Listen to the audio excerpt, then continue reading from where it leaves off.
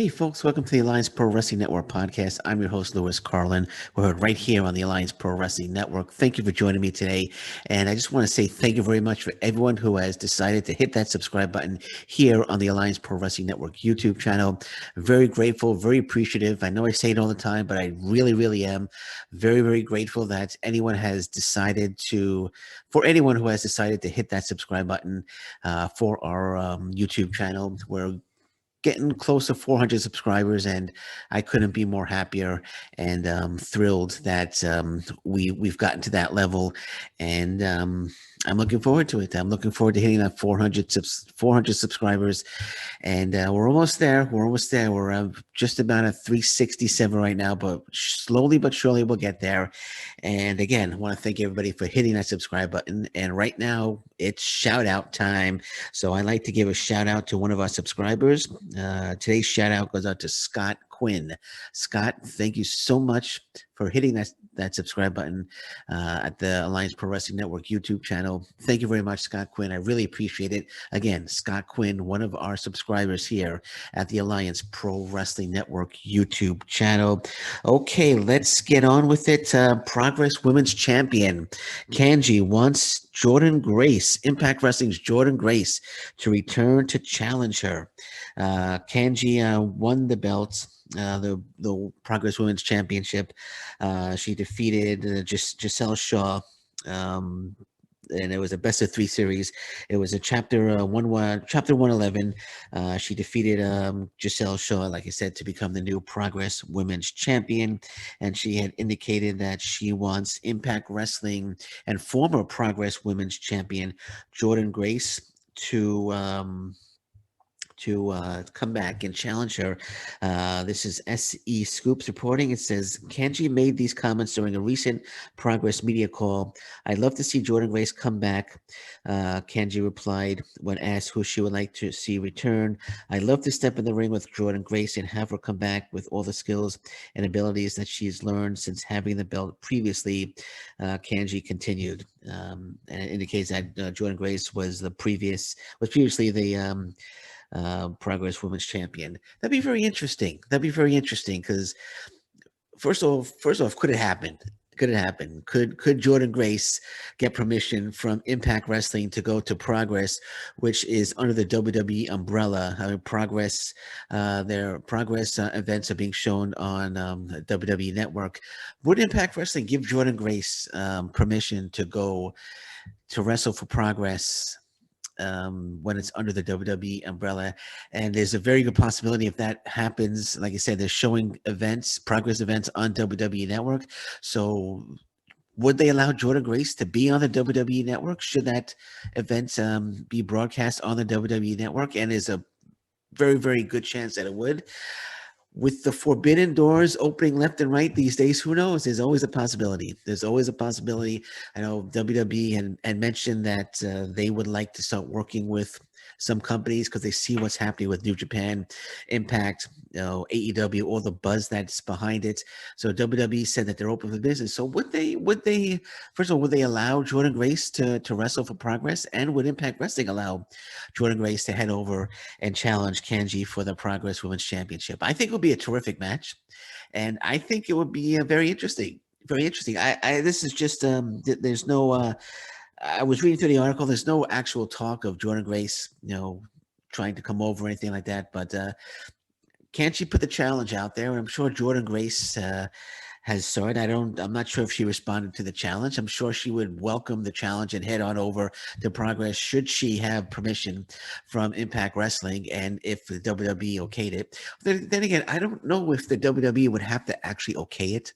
They could have like a private event, or they could have just a non-WWE event, a non-event that wouldn't be shown on the WWE Network, in which Jordynne Grace would challenge Kanji for the Progress Championship. That's also a possibility. I don't see why Impact Wrestling wouldn't give Grace permission to do that. And I don't even know if I don't even know the details of her contract. She might even be able to head over and take indie bookings and head over there and challenge for the Progress. I don't know. I don't know the logistics behind it, but it's just very interesting that Kanji brought up Jordynne Grace's name. And hey, I would love to see it. I think it will be a great match. Kanji, very, very talented. As I said, she just defeated Giselle Shaw in a best of three series to become the Progress Women's Champion. And I think Jordynne Grace would be a great challenger for her. So maybe something could be worked out. Maybe something could be worked out. But then again, like I said, I don't know if Impact Wrestling would. Well, then again, why would an Impact Wrestling want it? I'm thinking would with all the logistics involved in getting this done, Impact Wrestling giving her Jordynne Grace permission to work for a company that's under the WWE umbrella on an event that most likely will be shown on the WWE network. Would they allow that, and would the WWE give the okay for that as well, letting Jordynne Grace come in? So there's a lot of things, a lot of details that would have to be mapped out, but it's not impossible. Like I said, the forbidden doors are opening left and right. So it's definitely a possibility. It's definitely a possibility that at some point down the road we could see Kanji, if she's still the Progress Women's Champion, defend the Progress Women's Championship against Jordynne Grace, Impact Wrestling's Jordynne Grace. So we'll see. We'll keep an eye on it. We'll see if anything develops. Hopefully it will. Hopefully another forbidden door will be opened, and this could take place. But then again, it's like I said, I'm saying forbidden door. But yeah, I guess it would have to be a forbidden door because the WWE is involved in Impact Wrestling. So if like I said, forbidden doors are being open left and right. So we'll see. We'll see what happens. We'll keep our eyes on it and see if anything develops. And who knows? We might be seeing Kanji defending the Progress Women's Championship against Impact Wrestling's Jordynne Grace, which I think would be a terrific, terrific match. Speaking of Impact Wrestling, they do not have any immediate future plans for Juice Robinson and David Finlay. FinJuice, they recently lost their titles to Violent by Design, Joe Doring and Rhino on the last episode of Impact Wrestling. This is, again, SE Scoops here, saying when FinJuice won the Impact Wrestling Tag Team belts back at Sacrifice, everybody stood up and noticed. The New Japan Pro Wrestling stars were on loan to Impact as part of the new working relationship between the promotions. They won the belts from a different promotion and took them around the world. With them. For 2 months, FinJuice brought the elevated level of prestige and attention to Impact Wrestling, and they were dethroned by Violent by Design on the last episode of Impact Wrestling. The writer here says they were dethroned so cheaply by Violent by Design. I think it was well done. I think it was well done.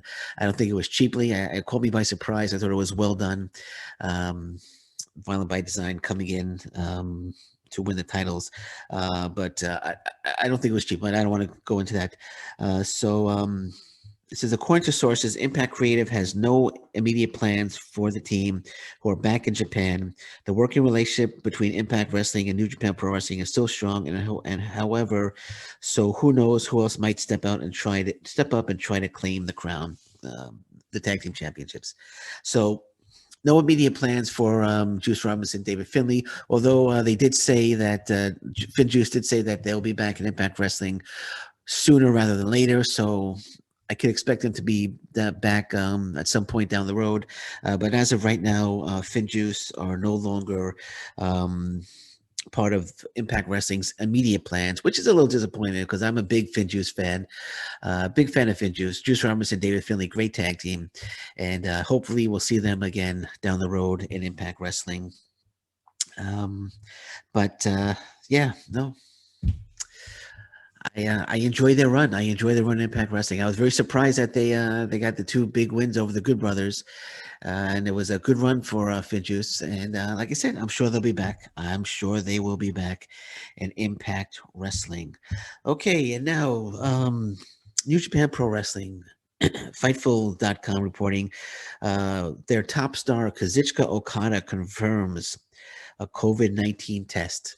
And says Kazuchika Okada has stepped forward to reveal he tested positive for COVID-19, and he admitted that he was one of a handful of positive tests coming out of New Japan Pro Wrestling, including Sho, Yo, Minoru Suzuki, El Desperado, and Yoshinobu Kanemaru, all testing positive, and they were pulled from New Japan Pro Wrestling events.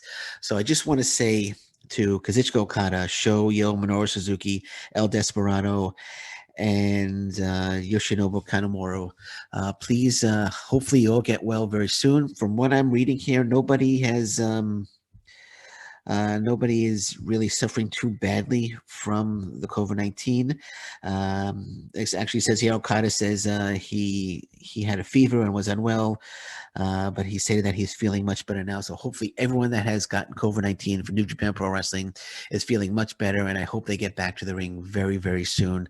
I wish them all a speedy recovery. And again, I hope to see them back in the ring very, very soon for New Japan Pro Wrestling. All right, and on that note, I'm going to say thank you very much for listening to me today. I'm Lewis Carlin. This is the Alliance Pro Wrestling Network podcast. And until next time, thank you very much. Take care. Bye-bye, and stay safe, everyone. So long. Bye-bye.